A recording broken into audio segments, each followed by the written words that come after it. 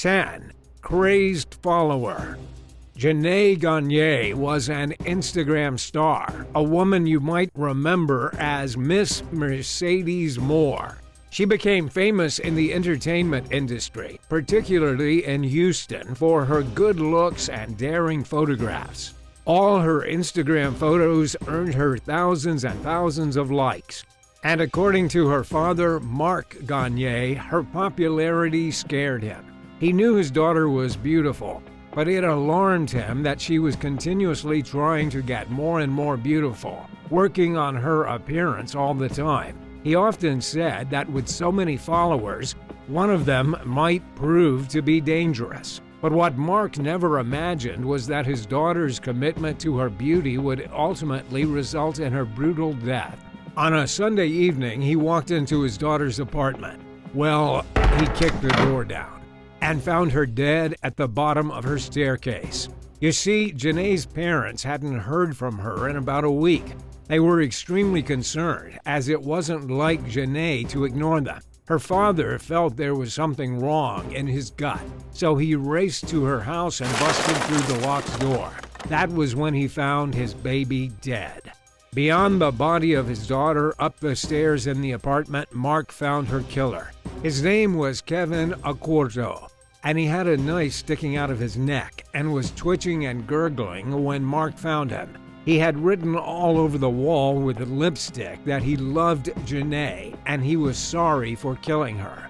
After the police investigation, they determined that the two had never met in real life. Kevin had been a crazy fan, so obsessed with Janae that he saw no other choice but to break into her apartment, strangle her, and then shove her down the stairs. 9. The fan club manager. Selena Quintanilla was known as the Queen of Tejano music, a beloved Latin artist who was brutally murdered by the president of her fan club when she was only 23 years old. She made her recording debut in the 80s, became an award-winning artist, and was hugely popular in the Latin music scene. She was even referred to as the Mexican Madonna. But before she could truly reach her potential, a woman named Yolanda Saldivar killed her. She was the president of Selena's fan club, a woman who was supposed to be her #1 fan. She had been managing Selena's boutique in San Antonio when the two met at a hotel room to discuss Selena's concerns that Yolanda was embezzling money from her. The confrontation turned hot, and Yolanda pulled out a gun and shot Selena to death right there in the hotel. It was March 31st, 1995. Naturally, Yolanda couldn't really get away. Everybody knew they were meeting, and there was just no escaping what she had done. She did try to tell the police that the shooting was an accident, but they didn't buy it. She was sentenced to life in prison and will be up for parole in 2025 after serving 30 years of her sentence. 8. The dancing security guard. In China, a dancing security guard was murdered by a disgruntled fan over $20,000. The dancing security guard was only known to her fans by her online username, You Buy Female Security Guard. She was 33 years old at the time of her death and had been posting dancing videos at work for about a year. The security guard managed to build up over 300,000 followers by just dancing around in her security outfit. She wasn't only an online influencer, she really did have a job as a security guard. She guarded the entrance to a driving school. She also happened to be married with 2 children. In China, it's not unusual for influencers to be given mass amounts of money from their fans. It's kind of similar to how Twitch models are gifted subs by people watching them live. In this case, the disgruntled male fan had gifted her $20,000, but he had buyer's remorse. After sending her all that money in gifts during her live streams, he decided he wanted the money back. He got sick of watching her dance, he was angry that he had given her all that money, and so he reached out to get a return. but she refused, saying that the money was rightly hers. He was so angry that he tracked her down and killed her. What would you do if you gave someone this much money and then wanted it back? Let us know in the comments below, and if you're liking this video, be sure to hit the thumbs up and subscribe buttons if you haven't already. 7. The death of Rebecca Schaeffer. Rebecca Schaeffer was a rising TV actress who starred in the CBS comedy My Sister Sam. This was back in the 1980s. On July 18, 1989, she was at her home in Los Angeles preparing to audition for a role in the upcoming movie The Godfather Part 3. It would have been a role to change her life and propel her to true stardom. But unfortunately, she never got the chance to audition. When her doorbell rang, she thought it was going to be the script that she had been waiting for. Instead, it was a man she had never seen before. The man claimed to be her #1 fan and was carrying an autographed photograph. They had a short conversation. Rebecca closed the door and the man took off. But not too long after that, he returned with a .357 caliber handgun. When Rebecca opened the door, he shot her at point-blank range and then ran away. Rebecca, only 21 years old at the time, died that same day at the hospital. The shooter was arrested the day after, found by the police wandering down the side of a highway in Tucson, Arizona. His name is Robert John Bardo, and he admitted to stalking Rebecca after becoming obsessed with her while watching the 2 seasons of My Sister Sam. He had sent her fan letters and gifts, he tried to meet her at the studio, and he finally hired a private investigator to track down her house. Fantasy turned reality when he knocked on the door and the stalker went completely insane and killed her for no real reason. He was given life in prison without the possibility of parole and is still serving his sentence at the Avenal State Prison in California. 6. 2 handguns and a hunting knife. Christina Grimmie was at the peak of her career when her life was snuffed out by a maniac with a pair of handguns and a hunting knife. At the age of just 15, Christina uploaded a track to YouTube, a cover of a Miley Cyrus song, and she went viral. Just a few years later, in 2011, she released her very first EP and relocated to Los Angeles. In 2014, she came in 3rd in the show The Voice. Suffice to say, she was on the way to huge stardom. On June 10, 2016, Christina had just finished a concert in Orlando. At this time, she was in her early 20s, no longer the teenager who uploaded covers to YouTube. She was hugely popular with millions and millions of fans and subscribers. One of her fans was a grown man named Kevin James Loibel. He attended the meet and greet after her Orlando concert. Kevin came from St. Petersburg, packing some serious hardware beneath his clothes. As Christina was signing autographs, Kevin James walked up calmly and shot her 4 times. At the age of just 22, Christina bled to death on the floor while the gunman turned the weapon on himself.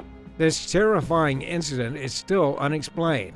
We really don't know why Kevin went completely crazy and killed the performer he supposedly adored.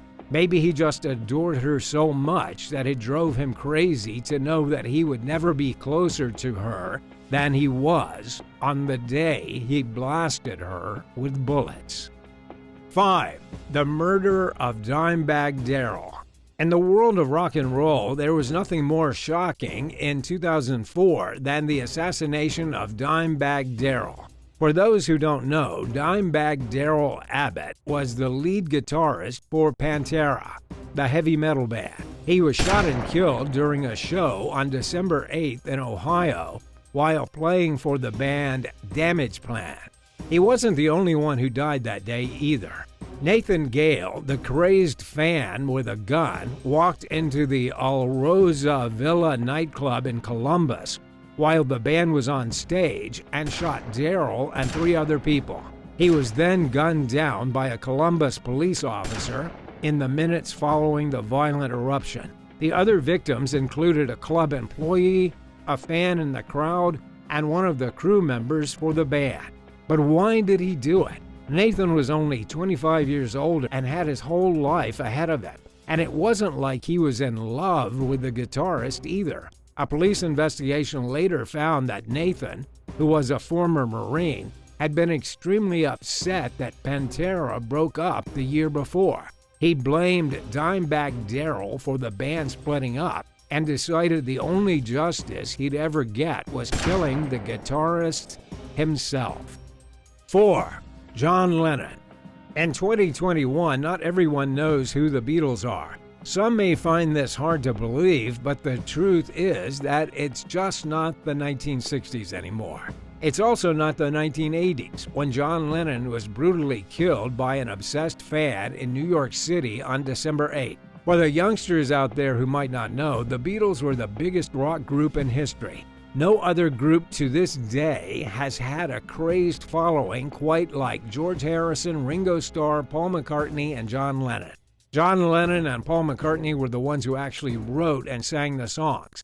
In 1980, John Lennon was 40 years old and walking into his Manhattan apartment when a guy named Mark David Chapman blasted him 4 times at close range with a revolver. The bullets ripped Lennon apart, and he was rushed to the hospital bleeding profusely, but he died before he could ever get there, while the shooter sat at the scene and waited for the police to arrest him. John Lennon was still so popular at this point that hundreds of grieving fans literally kept a vigil outside his house for over a week. Plus, demonstrations of mourning were held all across the globe in just about every country. The world wasn't so shaken up again by the death of a star until Michael Jackson died. There was never any real motive given for the crime. Mark David Chapman was found to be a borderline psychotic and obsessed with Lennon. He was given 20 to life, then denied parole in 2000. He's still behind bars today. 3. Attack on the tennis court. When Monica Seles was stabbed in the back, it was described as the most horrible day in tennis. She was only 19 years old and considered to be the best female tennis player in the world. Little did she know at the time her career was already over. Monica was born in 1973 to a Hungarian family in the former Yugoslavia. At the age of 11, she won the Orange Bowl tournament in Miami, then moved to the U.S. the following year.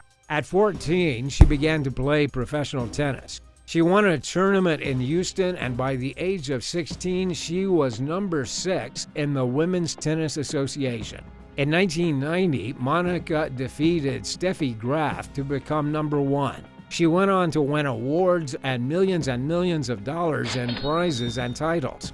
But then on April 30th, 1993, she was playing a match against the Bulgarian Magdalena Malieva in Germany. During a break, she leaned forward to have a drink of water when a man named Gunter Parsch stabbed her in the back with a 9-inch knife. She didn't even realize what was happening. She felt the pain. She turned around and saw the man sneering at her, and then he charged at her again with a knife.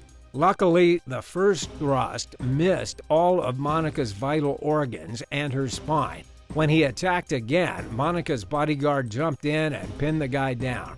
It turned out that the 38-year-old man was a crazed fan of Steffi Graf, the former champion whom Monica had defeated previously. He stabbed her to get revenge for a tennis player he never even knew.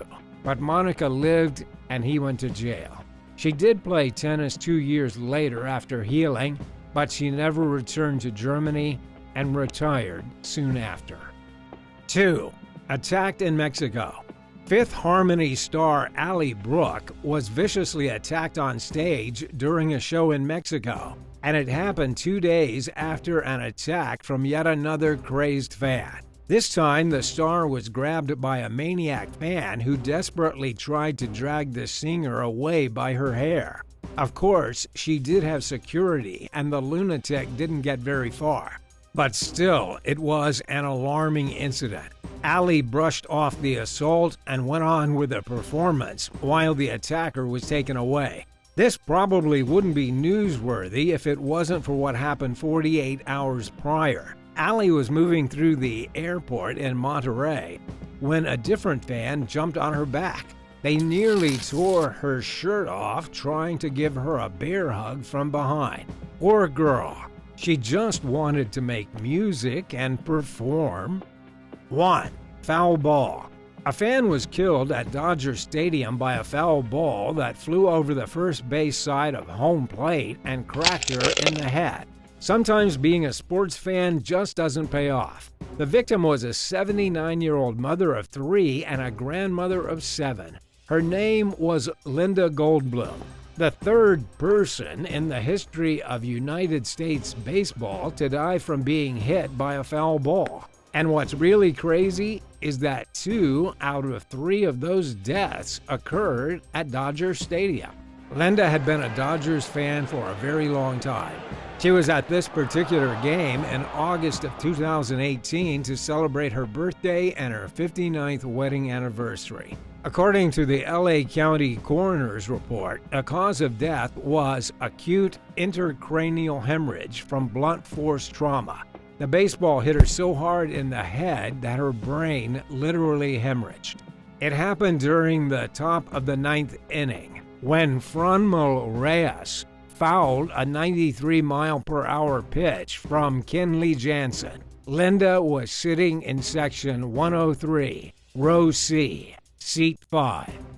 Thanks for watching. What do you think makes a fan go crazy and kill the very person they supposedly adore?